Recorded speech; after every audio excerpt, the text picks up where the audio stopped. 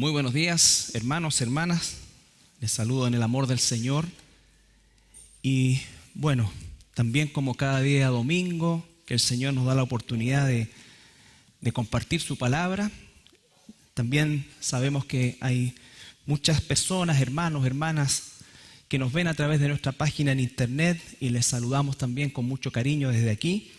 Y esperamos, como siempre, que independiente de la forma en cómo estemos siendo vistos, lo más importante es que el mensaje que el Señor tiene para nosotros el día de hoy pueda cumplir ese propósito de transformar nuestras vidas.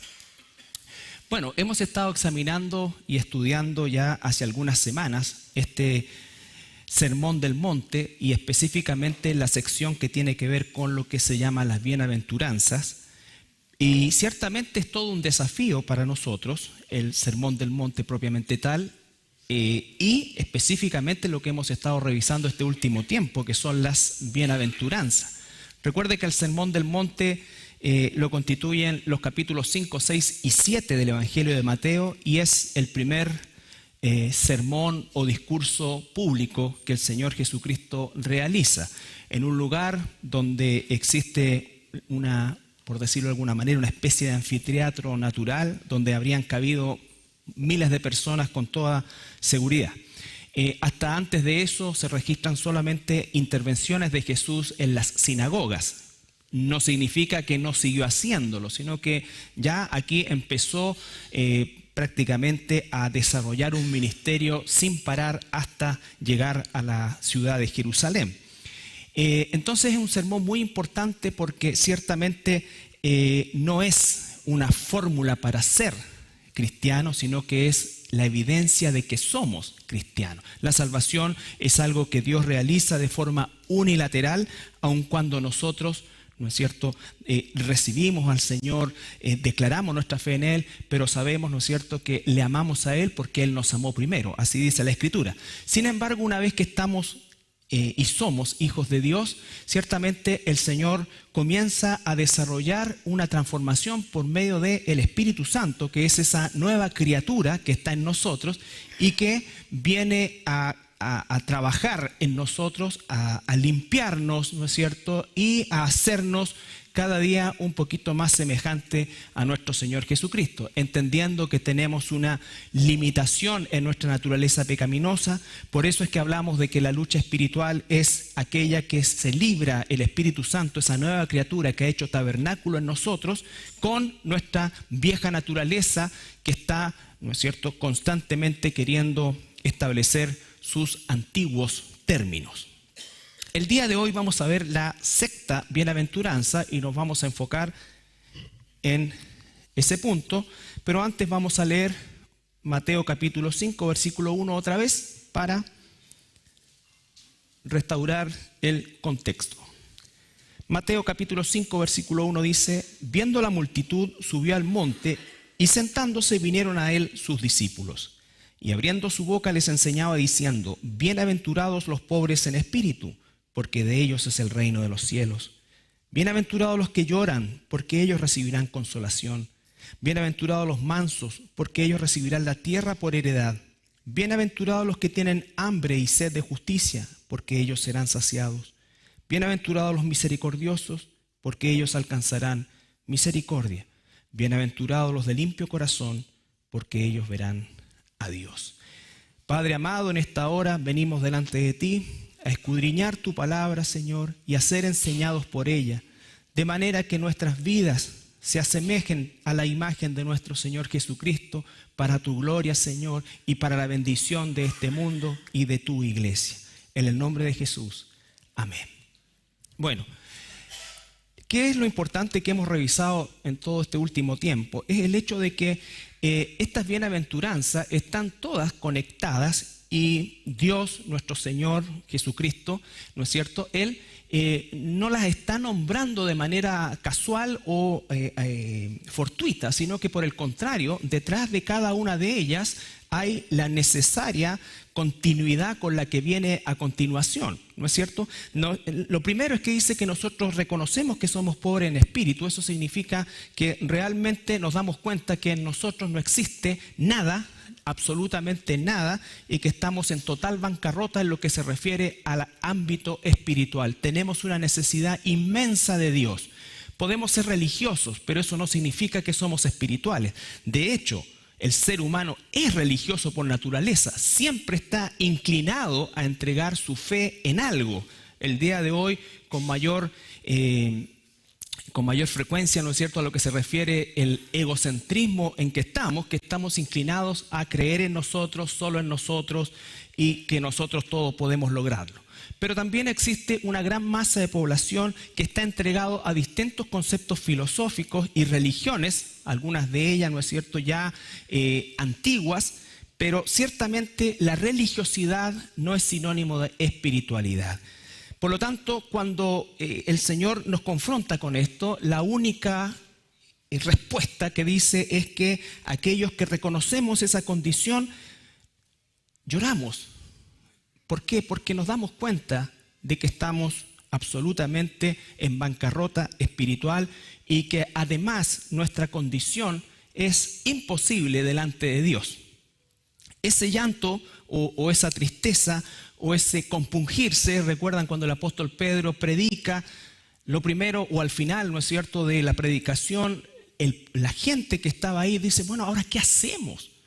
Porque la palabra los confronta con la realidad de que todas nuestras ritualidades humanas, sean las que sean, no alcanzan y por el contrario están lejos, muy lejos del estándar de Dios.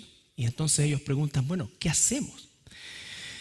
Posteriormente dice que la palabra manso, bienaventurado, recuerda, la palabra bienaventurado significa que felices, aquellos que son moldeables. La palabra manso significa, entre otras cosas, y el sentido con el que está escrito acá es moldeable, es decir, aquellos que bajamos nuestra guardia y permitimos que Dios nos transforme.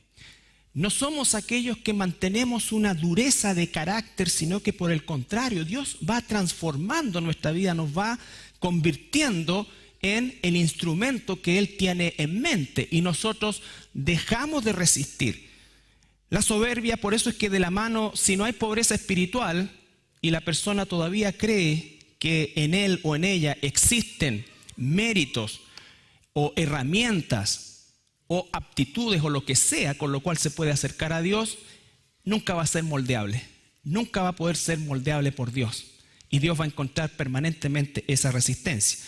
Entonces, bienaventurados los que se dejan moldear por Dios, si pudiese, con el permiso, ¿no es cierto?, parafrasearlo.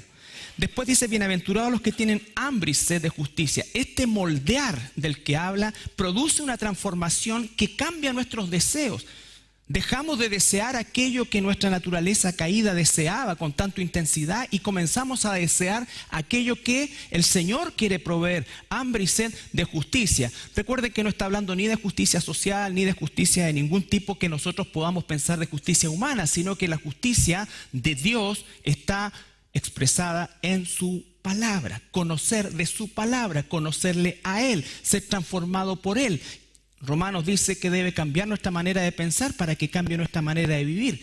La operación primero es interna para que se manifieste de forma externa. Posteriormente dice, ¿no es cierto?, bienaventurados los que son misericordiosos, porque aquel que es transformado, aquel que ha reconocido su pobreza, su total falta de méritos, aquel que está siendo moldeado por Dios, inevitablemente y de una forma natural, comenzará a dar frutos espirituales, entre esos la misericordia. Porque nunca puede mirar a otro como, o sentirse frente a otro como mejor. Porque sabe que todo lo que está sucediendo en su vida y lo que ha sucedido aún antes de reconocer a Jesús como su Salvador, era solo y es y será por toda la eternidad la gracia de Dios. Entonces, esa es más o menos la secuencia lógica que se va siguiendo en estas 9 bienaventuranzas. Y ahora llegamos a la sexta. Bienaventurados los de limpio corazón, porque ellos verán a Dios. Yo les había dicho que en realidad para cualquier persona, un pastor, un hermano o quien sea, hijo de Dios, hija de Dios, el comenzar a escudriñar estas bienaventuranzas es un desafío a nuestra realidad, es un desafío a nuestra pecaminosidad, porque creo que ninguno de nosotros, si somos lo suficientemente honestos, clasificamos al 100% en alguna de ellas. Y a lo mejor algunos incluso quedamos bajo el estándar mínimo, lo cual nos debe llevar, ¿no es cierto?, a buscar más de Dios y a buscar ser transformados por Él en una actitud casi obsesiva. Pero es una obsesión que no produce destrucción, sino que todo lo contrario, bienaventurado, cambia nuestra manera de pensar, cambia nuestra manera de percibir. No es que nosotros estemos permanentemente estresados y amargados, todo lo contrario. Comenzamos a descansar cada vez más en Jesús. Dice el Señor, ¿no es cierto? Vengan a mí los que están cansados y cargados. Yo lo voy a hacer descansar. El yugo que Jesús nos coloca dice que es un yugo liviano, pero que obviamente cuando lo enfrentamos de buenas a primeras, resulta una situación casi imposible. Y de todas las bienaventuranzas, de las 9 que están aquí, incluida la persecución que podría resultar como la más difícil, por lo menos para mí la más complicada de todas, siendo todas ya complicadas, es esta: limpio de corazón, porque está asociado con verán a Dios. Y yo me miro y no estoy limpio de corazón. O por lo menos, ¿quién podría decir yo estoy limpio de corazón? ¿Quién podría decir todos mis sentimientos, emociones y pensamientos son puros? ¿Quién pudiera decir eso? Bueno, a lo mejor alguno de ustedes o piensa así, pero la verdad es que no existe nadie que tenga un corazón puro desde el punto de vista de la demanda de Dios. Porque nosotros los seres humanos estamos acostumbrados a ver cómo nos sentimos o cómo estamos mirando a otro ser humano. Y no basta recorrer mucho para encontrar, ¿no es cierto?, siempre al cachito de la familia, porque yo no soy como ese, o al compañero de trabajo. Siempre hay alguien peor que uno. Si hay algo más desagradable que uno, siempre hay alguien más molestoso que uno, siempre hay alguien más porro que uno. Pero cuando todos tenemos un cachito en la familia, algunos de ellos están aquí y están puestos por el Señor para trabajar nuestra paciencia. Bueno, todo está permitido. Entonces, ¿quién? Siempre encontramos a alguien que está peor que nosotros. Pero el tema es que el estándar no somos nosotros, el estándar es Dios. Dice, sed santos porque yo soy santo. Sed santos porque yo soy santo. Entonces, ¿cómo enfrentamos esto? Que en verdad es una situación sumamente profunda, es difícil, es frustrante, pero esa es la maravilla de la palabra de Dios, que en ella encontramos la respuesta. Cuando buscamos la respuesta a instancias como estas, a declaraciones tan potentes, tan tremendas como esta, encontramos en la palabra de Dios la respuesta que nos hace descansar. No relajarnos desde el punto de vista de ser laxos, sino que relajarnos, porque entendemos en alguna manera cómo es que Dios opera y cómo es que Dios nos ama. La palabra, ¿no es cierto?, dice, bienaventurados los de limpio corazón. Un poquito de contexto. Hemos hablado bastante de los contextos, pero solamente recordar que no vamos a hablar del contexto político bajo el Imperio Romano, que era la gran opresión política y económica que tenía la nación de Israel bajo el yugo romano, sino que ahora vamos a hablar sobre la opresión espiritual que el pueblo tenía.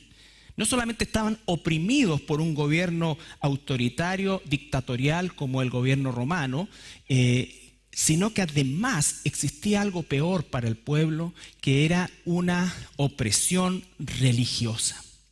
Una opresión religiosa dada por los fariseos principalmente, quienes son los que prácticamente están presentes en todo el aspecto religioso con el cual se confrontó Jesús y el cual existía en el tiempo de Jesús.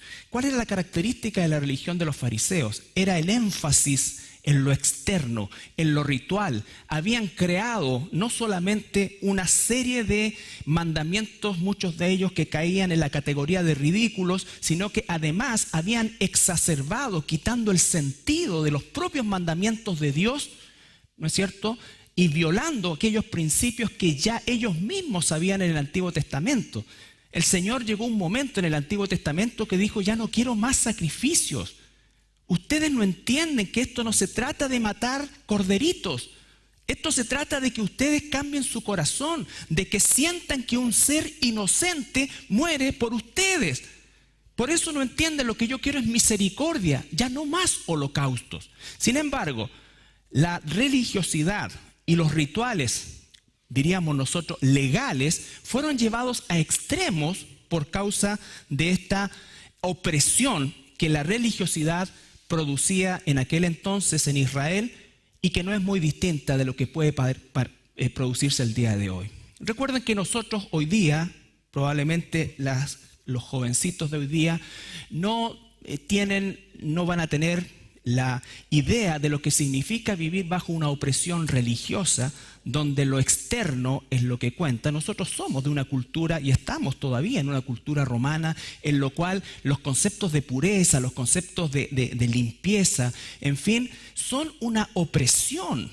Nunca han traído las religiones, ni esta ni otra, libertad al ser humano, sino que siempre traen esclavitud. Y vamos a ver lo que pasaba en aquel entonces. Lucas 11, versículo 37 al 46. Vamos a leer una porción. Lucas 11,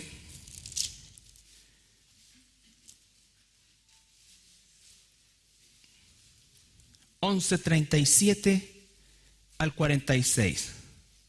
Recuerden, los fariseos tenían el control religioso.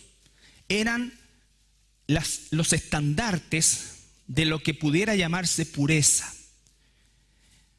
Versículo 37, 11:37. Luego que hubo hablado, le rogó a un fariseo que comiese con él. Invitó a Jesús. Y entrando Jesús en la casa, se sentó a la mesa. El fariseo, cuando lo vio, se extrañó de que no se hubiese lavado antes de comer. Hago un paréntesis acá. No está hablando del lavado higiénico que se realiza, sino que del ritual del lavado, que era una cosa absurda, donde se ocupaban varios recipientes, donde no solamente podía correr el agua por el dedo meñique, ¿no es cierto?, gotear, y había una forma de secarse, y toda una cosa que se refería, ¿no es cierto?, al concepto de ritual. Pero el Señor le dijo, versículo 39, ahora bien, vosotros los fariseos limpiáis lo de fuera del vaso y del plato, pero por dentro estáis llenos de rapacidad y de maldad. Fíjense, está invitado a cenar Jesús. ¿Ya? Está invitado a cenar. Entonces, por eso que a veces nosotros queremos ser más buenos que el mismo Jesús. Ahora bien, vosotros los fariseos limpiáis lo de fuera del vaso y del plato, pero por dentro estáis llenos de rapacidad y de maldad. Necios, el que hizo lo de afuera, ¿no hizo también lo de dentro? Pero dad limosna de lo que tenéis, y entonces todo será limpio. Mas hay de vosotros fariseos que diezmáis la mente y la ruda, toda hortalicia, y pasáis por alto la justicia y el amor de Dios. Esto, hermanos, significaba que si el fariseo iba a tomarse una agüita de menta, escúchenme bien, cortaba en 10 partes la hojita y dejaba parte, una de ellas, 1/10. ¿Eso en qué ley estaba de la parte de Dios? ¿Te das cuenta? Entonces ellos, todo era una cosa enfermante. Mas hay de vosotros fariseos que diezmáis la mente y la ruda y toda hortaliza, y pasáis por alto, ¿qué cosa? La justicia y el amor de Dios. Esto es necesario hacer sin dejar de hacer aquello. Jesús no se está refiriendo al diezmo o a la parte de la ruda, la hoja. Se lo está colocando como la exageración que era, sino que lo está poniendo en función de que no es no dar a Dios, sino que es entender que no damos a Dios en forma carnal, sino que damos en forma espiritual. Hay de vosotros, versículo 43, que amáis las primeras sillas en la sinagoga y las salutaciones en las plazas. Todo religioso que se precie de tal siempre va a querer reconocimiento por lo que es. Por eso es que todas las religiones tienen sus charratelas, sus cuestiones, sus cascos, algo que te diferencie, ¿no es cierto? Hasta la masonería, el delantal blanco, empiezan las charratelas, empiezan a subir de nivel, todo eso. ¿Por qué? Porque siempre queremos impresionar con lo externo. Siempre queremos impresionar con lo externo. Ay de vosotros, escribas y fariseos hipócritas, que sois como sepulcros que no se ven, y los hombres que andan encima no lo saben. Respondiendo uno de los intérpretes de la ley le dijo: Maestro, cuando dices esto, escuchen esto, ¿también nos afrentas a nosotros? Y él dijo: ay de vosotros también, intérpretes de la ley. Era otro grupo dentro de los fariseos, estaban, recuerden, los intérpretes de la ley. Entonces, como el Señor decía fariseo, vosotros. Ay de vosotros también, intérpretes de la ley, ¿por qué? Cargáis, escucha, aquí está el corazón de lo que quería compartirles. Porque cargáis a los hombres con cargas que no pueden llevar. Siempre, cualquier religión impone cargas que no se puede llevar porque se alimenta el sentimiento permanente de culpabilidad. Culpabilidad. Por eso es que millones de personas tienen la idea de un Dios castigador. Tampoco Dios es un bombón y un cariñosito, pero no es un castigador como la gente lo tiene en su mente. ¿Por qué? Porque la religión hace eso a los hombres con cargas que no pueden llevar, pero vosotros ni aun con un dedo las tocáis. Hay vosotros que edificáis los sepulcros de los profetas, a quienes mataron vuestros padres. Entonces, ¿qué es lo que vemos acá? Lo que estábamos diciendo.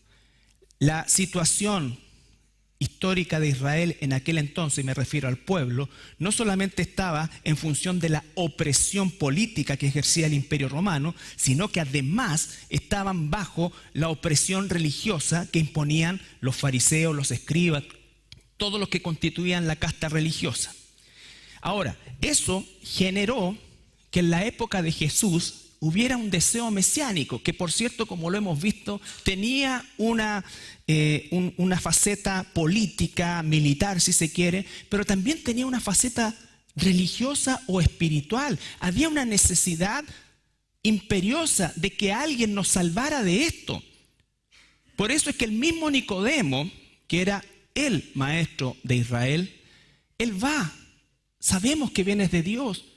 La pregunta que no hizo Nicodemo y que Jesús respondió sin que él la hiciera es: tienes que nacer de nuevo, porque Nicodemo, ¿cuál era su frustración? Un hombre que respetaba las leyes, un hombre que se esforzaba por vivir conforme a esas mismas leyes, pero que estaba lleno de frustración, porque si no hubiese sido así, no va donde Jesús de noche. ¿Qué tengo que hacer para ser salvo? La gente preguntaba: Señor, ¿qué tengo que hacer para entrar al reino? La multitud. El joven rico: ¿qué tengo que hacer para entrar al reino? ¿Por qué? Porque había una claridad tácita en toda la población de que no era posible, o mejor dicho, nadie calificaba para ser salvo, según lo que estaba instituida por esta religión llena de opresión. Y cuando las religiones oprimen, ciertamente ocurre que las personas pierden el sentido común. Entonces, cuando el líder religioso, ¿no es cierto?, donde nunca nadie va a pensar que va a hacer algún daño, se transforma en un demonio. ¿Por qué? Por el poder que tiene sobre la gente. Pero no es un poder espiritual, es un poder religioso. Y entonces someten a la población. Eso es lo que sucedía con los israelitas en aquel entonces, y sucede en toda cultura y en toda época. Cuando lo externo, cuando la religiosidad, cuando la hipocresía es lo que finalmente gobierna cualquier tipo de religión. Entonces la realidad de Israel en ese entonces no solamente era una necesidad de un Mesías que los liberara, ¿no es cierto?, de el yugo romano, sino también que los liberara del yugo religioso. Ese era el contexto, y ahora aparece aquí Jesús y dice: bienaventurados los de limpio corazón. Y eso, al parecer, era una carga aún mayor que aquella que imponían los fariseos. ¿Cuál es la explicación? Lo primero es que nosotros debemos ir a esa palabra que significa limpio. ¿No es cierto? Volvemos a Mateo 5. La palabra limpio es una palabra interesante en el griego, es la palabra cátaros. La palabra cátaros. Y fíjense que se refiere primordialmente a una limpieza interior y no exterior. De hecho, de ahí se deriva la palabra catarsis, que es cuando las personas, ¿no es cierto?, de alguna manera botan todo lo que tienen adentro, por decirlo de alguna manera, ¿no es cierto? No es algo externo, es algo interno. De ahí también del latín viene la palabra catos, que después deriva en casto, que es la palabra que usamos nosotros en manera muy peyorativa muchas veces en relación a aquellas personas que buscan la pureza. Entonces, la palabra significa pureza interior, no exterior. Por eso que Jesús le dice: ustedes son sepulcros blanqueados, por fuera están llenas de, ¿no es cierto?, florcita, blanquito, pero por dentro está todo podrido. Eso es lo que dice Jesús. Pues Jesús es muy explícito en esto. Y entonces, ¿cómo es que nosotros podemos ser cátaros sabiendo que no lo somos? Sabiendo que por fuera podemos vernos muy cátaros, pero por dentro estamos completamente corrompidos. Lo primero, hermanos, es que nosotros debemos distinguir esta pureza. Ya vamos a ir a la palabra corazón, que significa el yo inmaterial. Para los que están viniendo el día miércoles, tenemos un yo material y un yo inmaterial que están íntimamente relacionados, no se pueden separar. Lo primero es que nosotros reconocemos que hay una pureza divina. Una pureza divina. Y esa pureza divina le pertenece solamente a Dios, al Elohim, Padre, Hijo y Espíritu Santo. Pureza divina, inalcanzable, inasequible, perfecta y todas las palabras que podamos encontrar al respecto. Después viene la pureza imputada, que nos lleva a la pureza posicional. En 1 de Pedro, capítulo 1, versículo 18 al 21.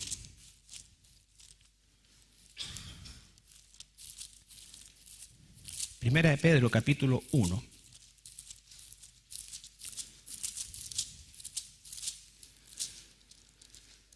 Versículo 1, 18 al 21. Esta es la pureza que se nos imputa por la salvación. Esta pureza es decir, equivale a lo que se llama una pureza posicional. Posicionalmente nosotros somos santos, puros delante de Dios. Posicionalmente, pero no en nuestros méritos. No en nuestros méritos. Por lo tanto, quien no ha nacido de nuevo, no importa lo que haga o deje de hacer, jamás cumplirá el estándar. Esta pureza posicional es la que ganó Cristo en la cruz y la que nos ha imputado gratuitamente. Esto es unilateral.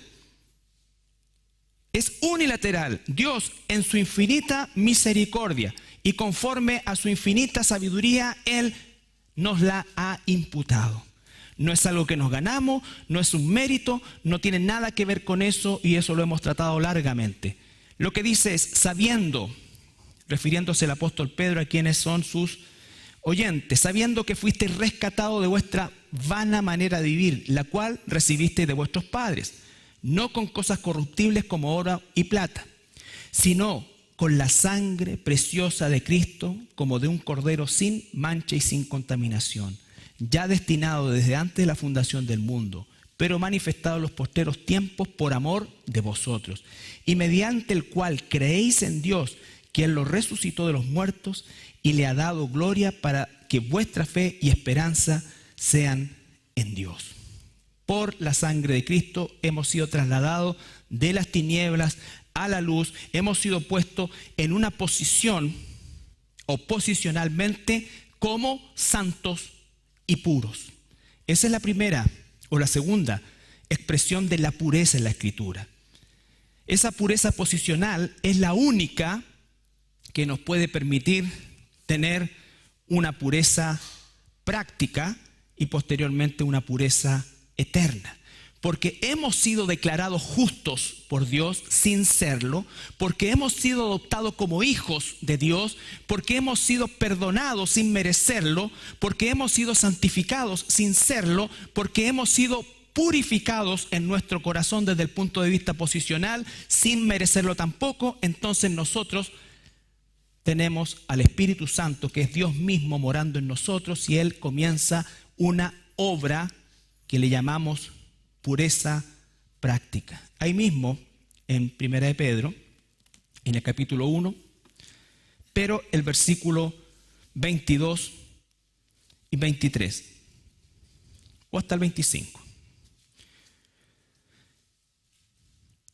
Habiendo purificado vuestras almas, lo que a Dios le interesa, por la obediencia a la verdad mediante el Espíritu, para el amor fraternal no fingido, amaos unos a otros entrañablemente de corazón puro, siendo renacidos no de simiente corruptible, sino incorruptible por la palabra de Dios, que vive y permanece para siempre.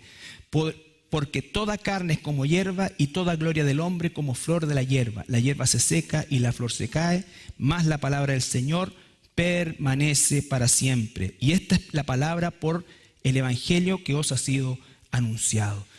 Recuerden quién es la palabra. No está refiriéndose solamente a algo escrito o hablado. La palabra es Jesús. En el principio era la palabra era con Dios y la palabra era Dios, palabra o logos. No puedo separar las palabras de Jesús de Jesús. No puedo decir, estas son las palabras de Jesús y acá está Jesús. No, siempre están en uno. Y Jesús no podía separar las palabras suyas de Dios, porque decía, yo no digo nada que Dios no me da decir. Todo está concatenado. Entonces hemos, ¿no es cierto?, sido trasladados posicionalmente y podemos comenzar a trabajar, o el Espíritu Santo a trabajar en nosotros, y nosotros comenzar a ser mansos para que el Espíritu Santo, por medio de la palabra de Dios, nos vaya moldeando. Dice también Efesios 4.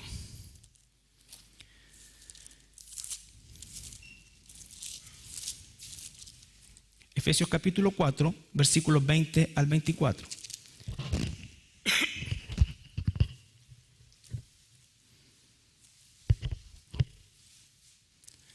Esta es la pureza práctica.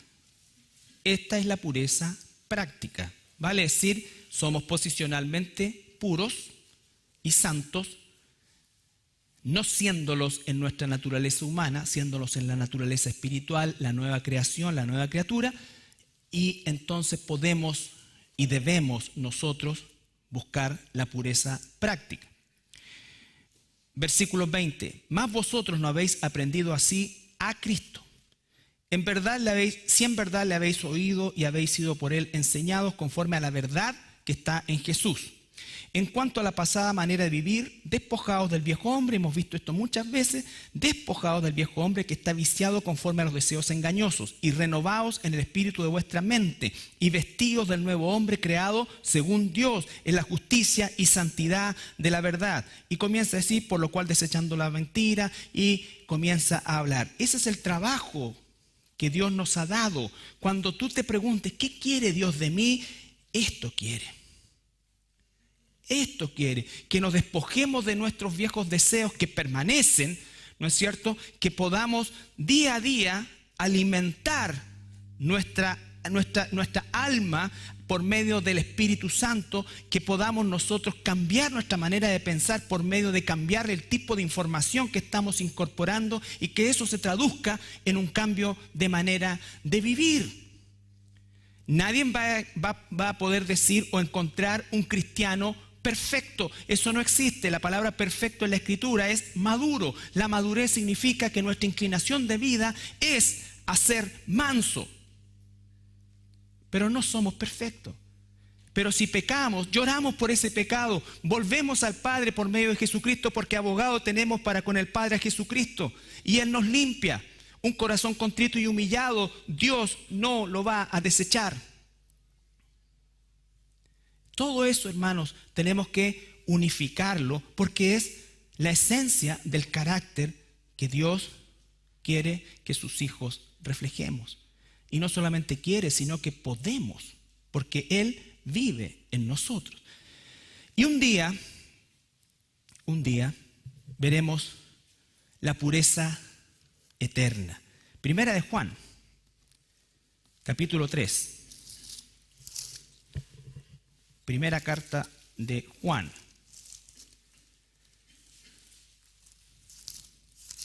Capítulo 3, versículo 1 y 3. 1 al 3, perdón.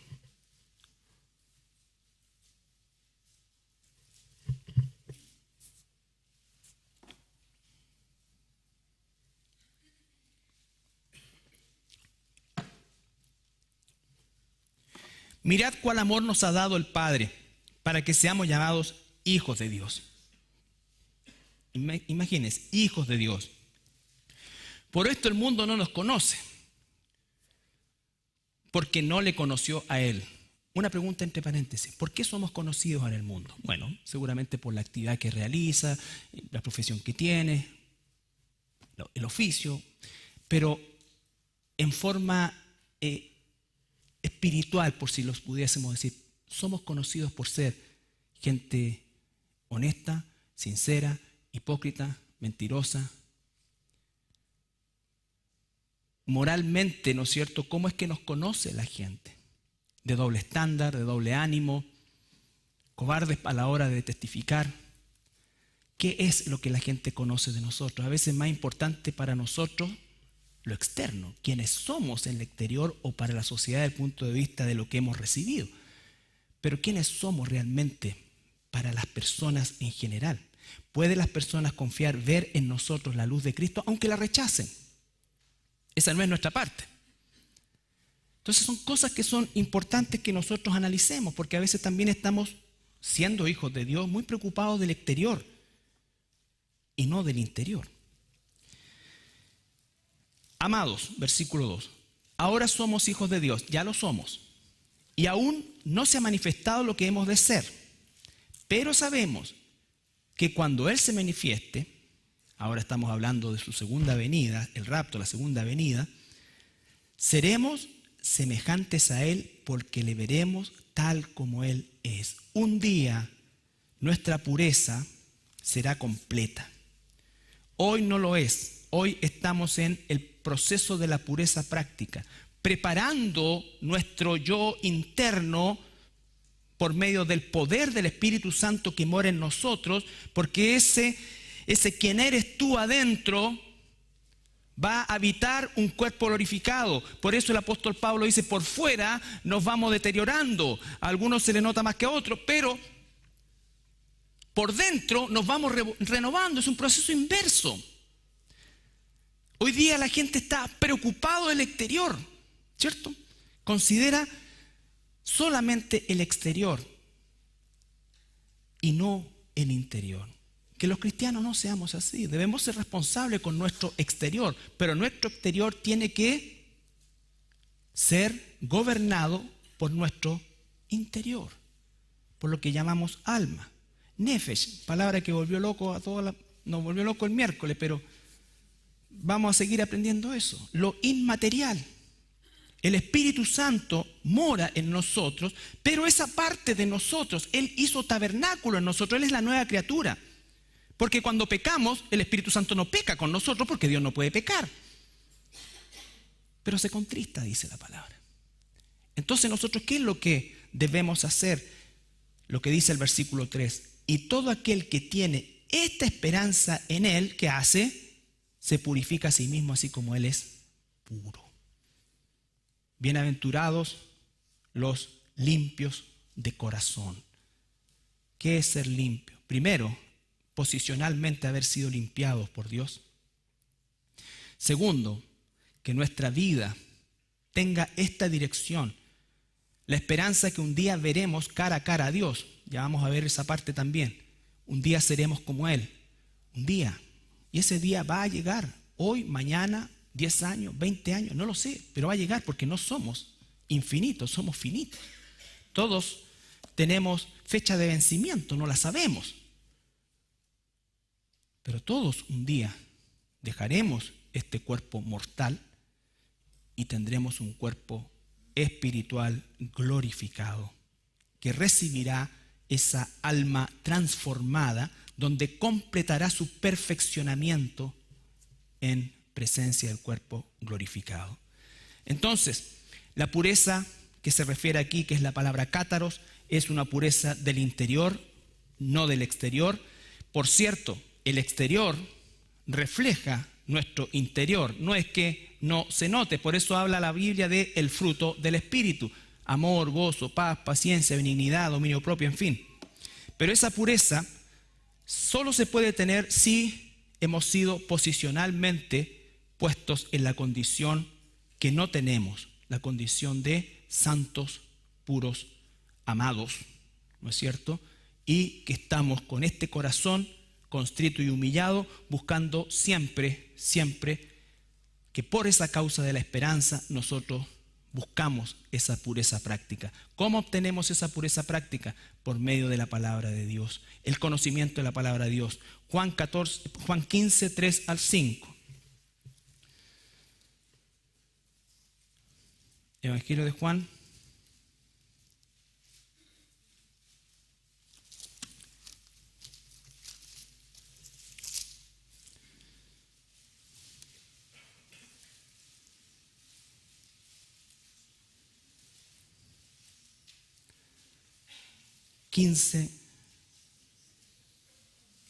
Evangelio de Juan, capítulo 15, versículo 3 y 4. Ya vosotros, dice el Señor Jesucristo a sus discípulos, estáis limpios por la palabra que os he hablado. Permaneced en mí, eso es buscar la santidad práctica. Y yo en vosotros, como el pámpano no puede llevar fruto por sí mismo, si no permanece en la vid, así tampoco vosotros si no permanecéis en mí. Entonces, como hijos de Dios, que hemos sido limpiados por la palabra de Dios, que hemos sido y estamos siendo santificados por la misma palabra de Dios, nuestro trabajo y nuestra prerrogativa y nuestra bendición y nuestra felicidad, porque dice, bienaventurado, nuestra felicidad es permanecer unido a Jesús. Permanecer unido a Jesús. Él dice, yo con vosotros, Él nunca nos va a soltar. Pero cuando nosotros nos alejamos de Él, nosotros comenzamos a vivir una vida no solamente que deshonra a Dios, sino que una vida que traerá dolor a nosotros mismos y con toda seguridad a nuestro entorno. El hijo pródigo, o la parábola del hijo pródigo, el hijo era hijo cuando pidió su herencia, era hijo cuando se farrió esa herencia, era hijo cuando comió las algarrobas de los cerditos, y también era hijo cuando volvió a la casa arrepentido. Pero la estela de consecuencias que dejó fueron y debían y podrían haber sido, ¿no es cierto?, innecesarias si hubiese permanecido en la casa del Padre. Lo mismo pasa con nosotros. Lo mismo pasa con nosotros. Entonces, mis hermanos, la pureza de corazón, volviendo a Mateo, bienaventurados los de limpio corazón. No he enfocado mucho en la palabra corazón porque se da por sentado y sabemos que no se está refiriendo al músculo cardíaco, se está refiriendo a el yo inmaterial, al yo interno. Recuerden que la palabra corazón es una forma, es un sinónimo de hablar y de decir, tanto en el hebreo como el griego, el yo interno. El corazón es el que tiene las emociones, la inteligencia, las intenciones. Del corazón salen los malos deseos, ¿no es cierto? Quiero un corazón puro, busco ser transformado en el corazón, pero se está refiriendo, y de hecho, cuando los judíos hablan hasta el día de hoy de emociones, ellos se refieren a los intestinos, a las entrañas, no como el griego que se refiere del corazón, los sentimientos y las emociones. Pero por sobre todas las cosas está hablando de ese interior, de ese ser interior, ese ser que no puedo separar de mi naturaleza material. Ese es el que el Señor quiere transformar. Por eso dice Proverbios 4:23. Proverbios 4:23.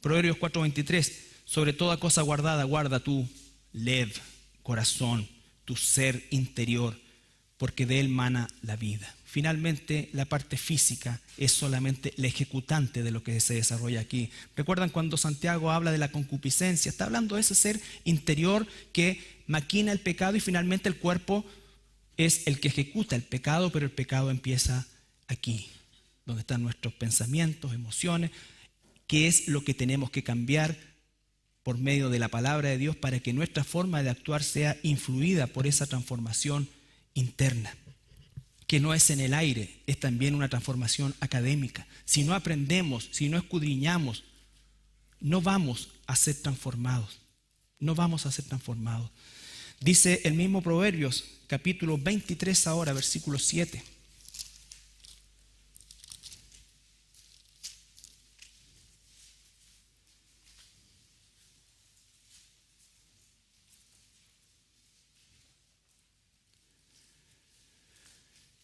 Se está refiriendo al avaro en el versículo 6, que espero no haya ni uno acá. No comas pan con el avaro, ni codicies sus manjares, porque cuál es su pensamiento en su corazón, tal es él. Come y bebe, te dirá, mas su corazón no está contigo. Es lo que les reclamaba Jesús a estos mismos fariseos, ¿no es cierto? A estos mismos fariseos. Este pueblo de labios me honra, pero su corazón está lejos de mí, está disociado.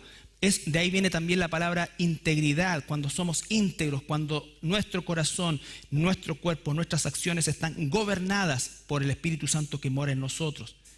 A eso es lo que tenemos que apuntar. Quiero terminar con el ejemplo del rey David en 1 Samuel capítulo 13.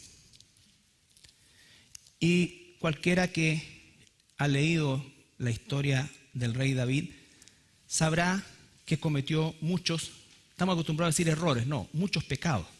Algunos de ellos, sinceramente increíbles, a nuestros ojos imperdonables. 1 Samuel capítulo 13, versículo 14.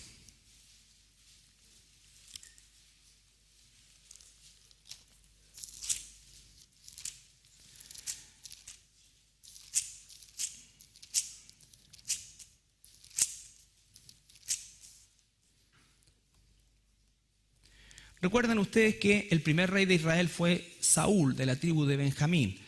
Saúl no mató como David, ni podemos compararlo siquiera humanamente en lo que cometió pecado.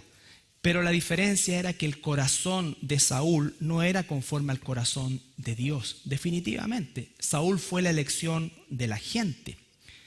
Saúl, aparte de ser alto y buen mozo, según la Biblia nos describe, ¿no es cierto?, no era nada más. Y la gente se dejaba llevar por lo externo, dijo el picao. ¿Cierto? Y entonces, la última locura que hizo Saúl de pasar por alto a Dios, ¿recuerdan cuál fue? Tomó la función de sacerdote. No solamente le perdonó la vida a Agag, sino que además hizo la función de sacerdote. Y Samuel le dice que, en el versículo 13, entonces Samuel dijo a Saúl: locamente has hecho, no guardaste el mandamiento de Jehová tu Dios, que él te había ordenado, pues ahora Jehová hubiese confirmado tu reino sobre Israel para siempre. Mas ahora tu reino no será duradero.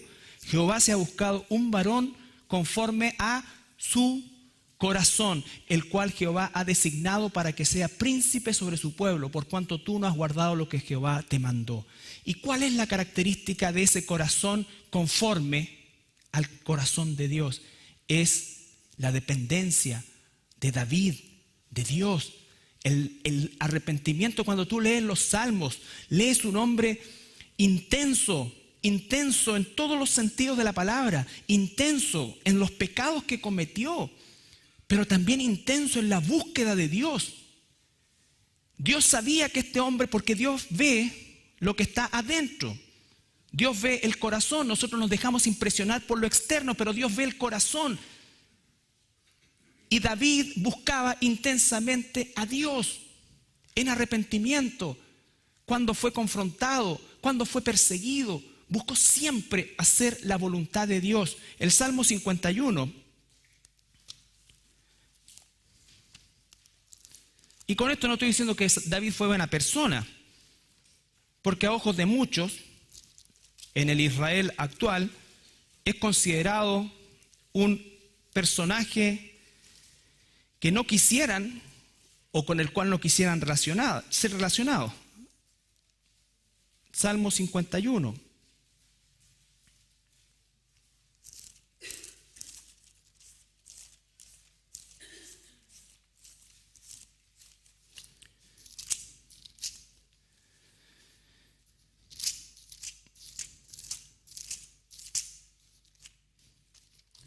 Salmo 51, 1 al 3.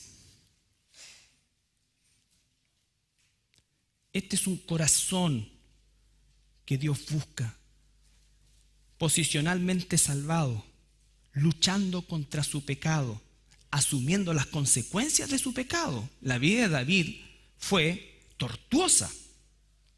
Por todos lados se mataron entre sus hijos, no pudo construir el templo que era su gran deseo. Muchas cosas. Él dice: ten piedad de mí, oh Dios. Por eso es que cuando somos pobres en espíritu, no significa que una vez que somos salvos, somos ricos en espíritu. No, es más, nos damos cuenta que necesitamos más de Dios. Por eso es que somos como el siervo que busca por las aguas. Tenemos hambre y sed de justicia. David dice: ten piedad de mí, oh Dios, conforme a tu misericordia, conforme a la multitud de tus piedades. Borra mis rebeliones, lávame más y más de mi maldad y límpiame de mi pecado, porque yo reconozco mis rebeliones y mi pecado está siempre delante de ti. ¿Has hecho alguna vez una oración así? O en realidad tu vida es como bien pareja, no haces mucho bravo, no tienes mucho problema. Estamos hablando de eso. Cuando estamos hablando del tiempo con Dios, es eso. Tu exterior puede ser que mucha gente te aprecie como una gran persona, pero tú y Dios, y probablemente tu cónyuge o tus hijos o tu compañero de trabajo, tu amigo, sabe quién realmente el monstruo que tú eres por dentro. Aquel que la gente saluda, aquel que la gente busca, aquel que tiene el prestigio. Y no estoy diciendo con esto que no debe ser así, debe ser así también. ¿Dónde se produce la falta de integridad? En que nuestro yo interno tiene reacciones terribles. Y cuando ocurren esas reacciones terribles, lo que hace es justificarlas y no arrepentirse. La diferencia entre Saúl, va Samuel y le dice: ¿cómo has hecho esto? Y Samuel dice: pero es que tú te demoraste. Y por eso me puse a hacer el sacrificio yo. Eso hacemos nosotros. Justificamos nuestra maldad. No puede haber limpieza de corazón ahí. No podemos ser moldeados. Siempre alguien tiene la culpa. El himno de los pastores es: culpable soy yo. La culpa de todo. De que no venga la gente a la iglesia, de que esta cosa acá, de que lo que dije, lo que no dije, lo que hice, lo que no hice, lo que tú hiciste, lo que no hiciste. Echándonos la culpa siempre. Nadie dice: ¿sabes qué? Yo y solo yo, mi pecado está delante de ti. Yo no quiero estar aquí. Yo no me intereso por tu palabra. No, que el estudio es muy pesado, es muy profundo, es muy difícil, estoy de acá, allá. No, es que no me avisaron, no, es que no me invitaron, no, es que... O estoy hablando yo de mí nomás y aquí todo, no hay nadie que piense así. ¿Qué es lo primero que viene a nuestra mente? Echarle la culpa a otro. No ir delante de Dios: Señor, contra ti he pecado y contra otro. Nadie es perfecto y a lo mejor efectivamente en algún momento influimos en algo, pero las decisiones son personales. Las decisiones son personales. La gente que no está aquí es porque no quiere estar. La gente que no da, que no ofrenda, es porque no, que aquí, no, es que yo vengo a una iglesia donde me robaban y en realidad yo estoy traumado con eso. No, es que yo no participo porque la última vez me hicieron mucho daño. No, porque yo, no, yo vengo nomás y después me voy porque me interesa escuchar la palabra de Dios. Ese nivel de orgullo es el que hay que erradicar. Pero no del que está al lado tuyo. De mí. Ten piedad de mí, oh Dios, conforme a tu misericordia, conforme a la multitud de tus piedades. Borra mis rebeliones, lávame más y más de mi maldad y límpiame de mi pecado, porque yo reconozco mis rebeliones y mi pecado está siempre delante de mí. Contra ti solo he pecado y he hecho lo malo delante de tus ojos, para que seas reconocido justo en tu palabra y tenido por puro en tu juicio. Ese es un corazón conforme al corazón de Dios. Seguramente en la medida que avanzamos en este proceso, nuestro pecado se irá también reduciendo. Pero el que se reduzca no significa que lo hemos dominado. Nunca debemos depender de nosotros. Espero en el Señor no estar cometiendo los pecados que hace 5 años atrás, que hace 3 años atrás. Llevar mi pecado delante de Dios para ser perdonado, para ser transformado, para buscar en su palabra esa transformación. Entonces, mis hermanos, Dios dice: bienaventurados, felices los de limpio corazón, porque ellos verán a Dios. No solamente un día cara a cara. Job vio a Dios en las pruebas, ¿recuerdan? Se ve a Dios en las pruebas. Él dijo: yo había escuchado de ti nomás, pero ahora te he visto cómo tú obras. El mismo David dijo: los cielos cuentan tu gloria. Él ve o vio a Dios en la creación. Pero principalmente vemos a Dios en su palabra. Y un día lo veremos cara a cara. ¿Nos ponemos de pie para orar?